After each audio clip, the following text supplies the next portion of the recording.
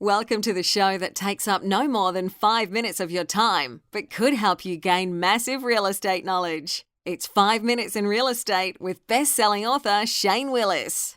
Well,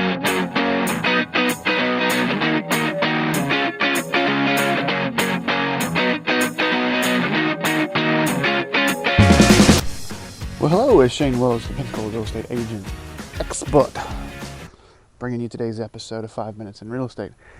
Today we're going to talk about a little bit of a slowdown in real estate and what's causing it.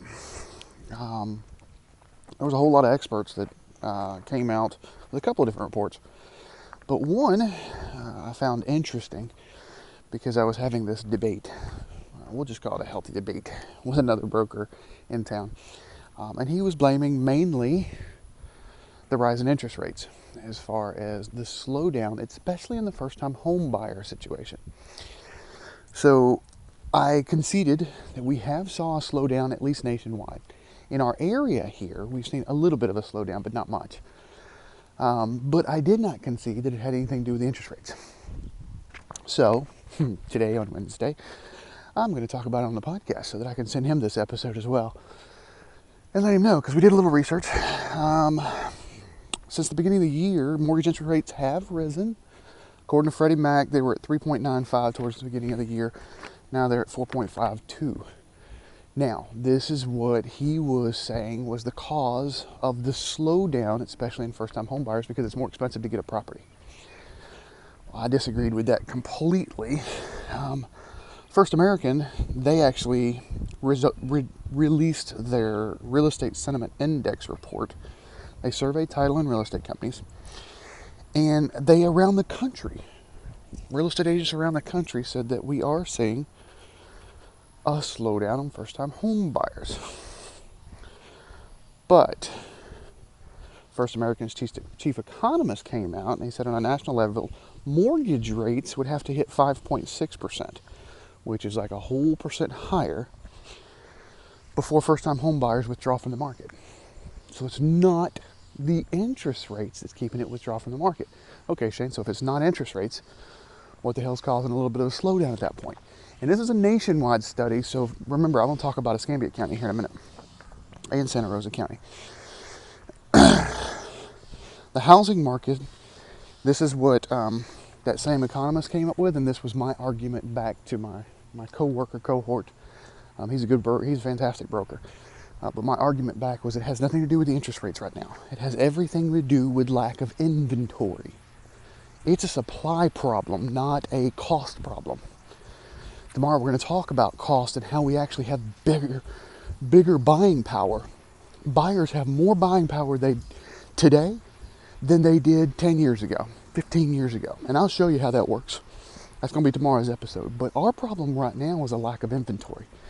Here in Escambia and Santa Rosa County, if you've listened to the podcast, you know that when I say between the $300,000 and $350,000 price point, $300,000 and $350,000 price point, we've tipped a little towards the buyer's side of the inventory curve because there's 7.1 months worth of inventory. That's normally not the price point that first-time home buyers are using, though. First-time home buyers are usually somewhere between the $100,000 to $250,000 point. And if you break down those in $50,000 increments, $50,000 to $100,000, it's like 1.4 months worth of inventory. That's a hyper seller's market. 100 to 150,000, 2.8 months worth of inventory.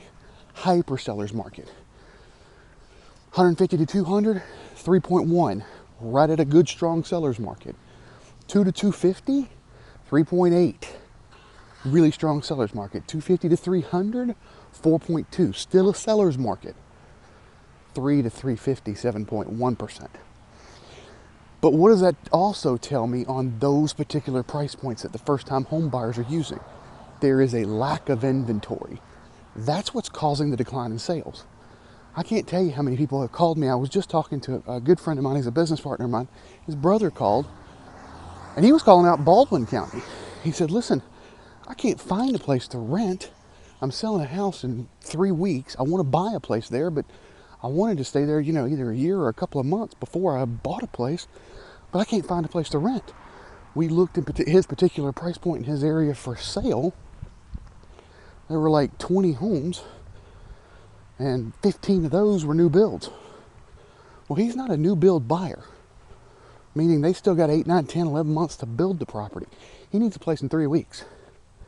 Now, we've worked out a deal where he can find a place to rent vacation-wise out there on the beach for a couple of weeks. But we've got like 6 properties. We're going to look at those today. We'll figure out one so we can get him one. But that problem is aspirated here in Escambia County and Santa Rosa County as well. It is a lack of inventory.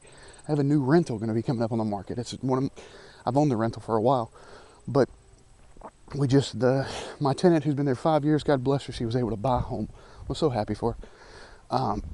So we're having to, do the normal turn stuff. I'm putting some new carpet in because she's had a dog there for 5 years, so it's a bit. But I've already gotten phone calls on it. Haven't even started painting, carpet, that stuff's, well, I'd say I don't have it started. Actually, my contractor's starting today. But I haven't even started that. All I did was stick a sign in the front yard. No advertising, just stick a sign in the front yard. I've had 4 people call me. And I just put that sign in the yard yesterday. But that lack of inventory, 3-bedroom, 2-bath, 1-car garage, west side of town, you just don't see that very often. There's not much. A lot of people don't want to be in an apartment.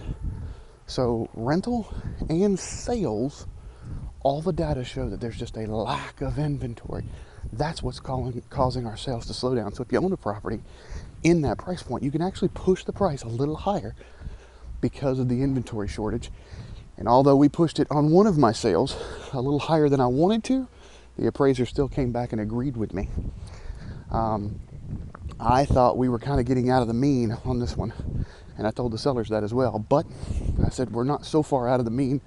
We're not 5 standard deviations away from the mean, so we can try this. But this is a push. And although the appraiser called and said, what were you using for comps on this one? I did show the comps that I used, and ultimately she agreed with me. That just goes to show that we can get a little bit higher because of this lack of inventory. That's what's slowing things down right now. All right, that's all I got for you today. As always, if you've not subscribed to get the tips, tricks, graphs, infographics, links to all the reports that I'm talking about, get over to 5minutesinrealestate.com. That's 5minutesinrealestate.com. Also, if you've not subscribed to the podcast, get over to your player of choice. iTunes, Google Play, SoundCloud, Spotify, iHeartRadio, YouTube. I think we're on all of them. If you know of one, if you happen to be listening to one that you don't normally listen to when you're listening to this podcast, and you know of one I'm not on, send me a message. Because I don't know of any ones that we're not on, and I always like to get on all of them that I can. But make sure you get subscribed so you're notified when we update these. Also, make sure you hit subscribe and send me a thumbs up. I would love a thumbs up. Finally, as always, I never ask for any money for these. Although it does cost me money to make them, I never ask for any money from this. I do ask that if I bring value to you from this or any other episode, that you share it on social media. Have a good Wednesday.